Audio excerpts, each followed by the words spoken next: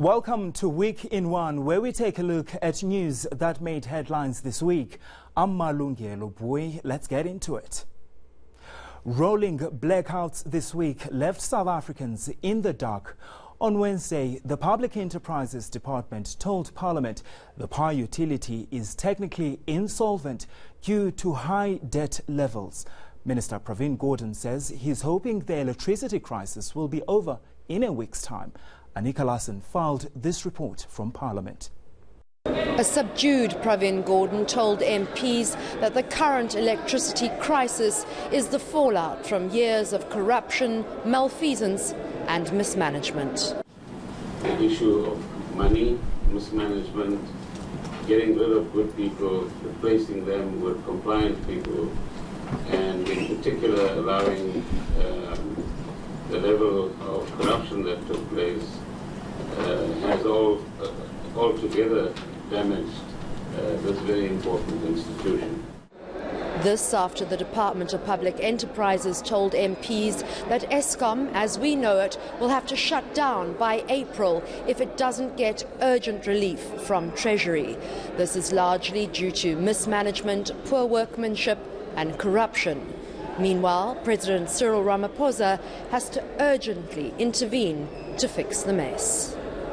We have been discussing all morning as Cabinet the dire situation that we are in, and we're working out a number of plans so that we are able to address this challenge collectively, and we are going to be coming up with some announcements tomorrow. And in the following week, we will also address the financial aspect. Let's not panic. In some ways, we've been here before, and we came out on the other side of the river, and we will address this issue and this challenge and this problem. Eskom's immediate future will actually lie in the hands of Finance Minister Tito Mboweni, who will announce at his budget speech next week just how much is needed to help Eskom out of its crisis. Bear in mind, it's 420 billion rand in debt. Anika Larson, Parliament. Political parties and COSATU were fuming at the current state of Eskom, and they unleash their anger on the ANC. Management of Eskom, in the manner that they are rolling out this blackout, is to blackmail us that it's a fait accompli, we must accept whatever should befall Eskom. We should not be blackmailed into that. And that's why we believe that this blackout can be avoided. It should be sleepless nights for Eskom executives and the ruling party as they try to fend off scathing criticism over the embattled power utility. The ANC has no answers. Tough times, not abnormal. Life must continue. We will fix all these things, but we'll fix them with you so that we grow South Africa together. Speaking in Parliament, political agitator and EFF leader Julius Malema also weighed in. Let us deal with Eskom problems honestly and openly, because an attempt to privatize it will never be accepted. And you must be rest assured, President, that if you are not going to give an assurance that you will re-look into this Eskom matter, will waste no time, will go to the picket lines and defend this strategic asset of our people. While the Democratic Alliance is baffled by the president's reaction of shock and anger. How could you have been shocked when you were there and you watched the destruction of Eskom? Point of order, you were there, Mr. Honorable President. COSATU says Eskom's board and its executives must go. It's a question that how can we explain, if you got good management, that you woke up one day, you got 6 units down. How do you explain that one? Where was management? Those management that do not deserve to be in Eskom. The political rhetoric is cold comfort to millions of South Africans inconvenienced by load shedding and worried about the impact this will have on the economy. Samkele Masego, Johannesburg. Even the National Union of Mine Workers threatened to pull the plug on the ANC this week. The NUM, which was founded by Cyril Ramaphosa, found itself at loggerheads with the president over Eskom's planned unbundling and the Independent Power Producers Program. Union members were angry over what they call a potential jobs bloodbath. Samkele Maseko reports. We can no longer guarantee, and we are not in a position to say without fear that NUM members are definitely going to vote for ANC. They are grumbling. There are job losses. Tensions between the ANC and the NUM are reaching a boiling point. The union is saying it could cut ties with the governing party. The NUM was instrumental in getting Cyril Ramaphosa elected as ANC president and subsequently to the union buildings. But the tables are turning.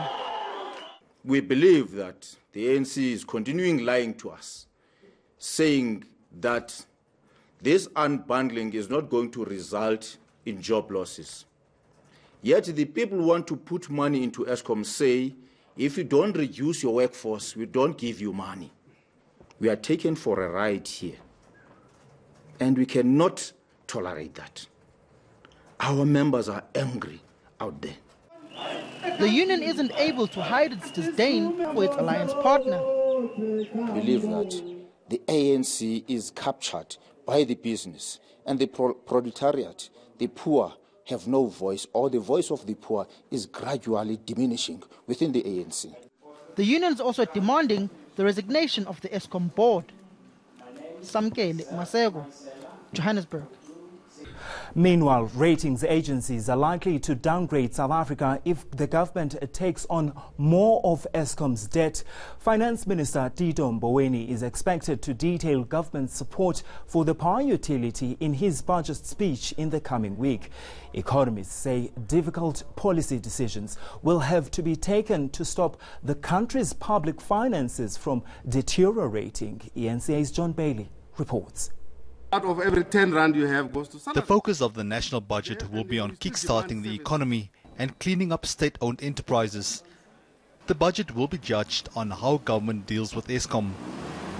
If the power utility is granted a bailout, the budget deficit could rise to 5%. Economists say Eskom should be financially self-sustainable. Their debt is 419 billion, of which they're hoping the government will take over 100 billion. So just to give you context of why this is such a big thing, one of the two things that Eskom is struggling with is operational issues and repaying its debt. A World Bank study found that Eskom is overstaffed by more than 27,000 people. This is more than half of its total workforce. The state must also find a way to stop bailing out other dysfunctional SOEs. These include the cash-strapped SAA, the SABC and the Post Office. Rating agencies are closely watching how government's dealing with its unmanageable debt. The chances of a downgrade increases when you have noble ideas but which can't be executed. And for me, the opportunity for the minister is to take those ideas, those key initiatives that government said they're going to do, and tell us this is how point one is going to be driven. If South Africa is downgraded to sub-investment grade, the country will automatically be removed from the City World Government Bond Index, forcing asset managers to sell billions of rands worth of SA bonds. John Bailey, Johannesburg. Things got a bit heated during the second day of debate on the State of the Nation address in Parliament. On Wednesday, COPE leader Mosiuoa Lekoda ruffled feathers when he accused the president of betraying his comrades at a critical time during the struggle. The president has, however, refuted the claims. Lian Jensen reports. Now, let us be aware of wedge drivers. Let us be aware of people who want to spread poisonous messages amongst us. I can testify I have never, ever been a spy. I've never worked with the enemy. All I've ever done in my life is my commitment to the people of our country. That's all. With this, President Cyril Ramaphosa hit back at his one-time comrade, who now claims he sold them out. When it was difficult, you wrote to the special branch that we put communist ideas in your head. In doing so, you condemned us to the special branch.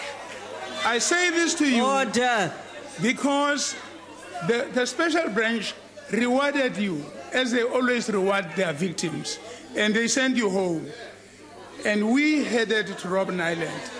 You know, when you deal with police, security police, there are three things that they want from you. It's either you cooperate with them, you give evidence against your comrades, or you become an askari and go and kill your comrades, or you become a paid agent. I did not do any of the three things that they wanted.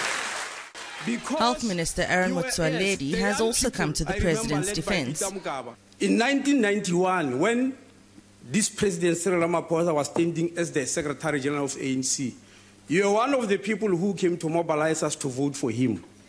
Why did you want ANC to vote for a sellout when you knew exactly that this man is a sellout? In the absence of any proof from Lukota, it will be up to the voters this year to decide who's telling the truth. Leanne Jansen, Parliament. Coming up, more bodies have been found at Gloria Coal Mine in Mpumalanga.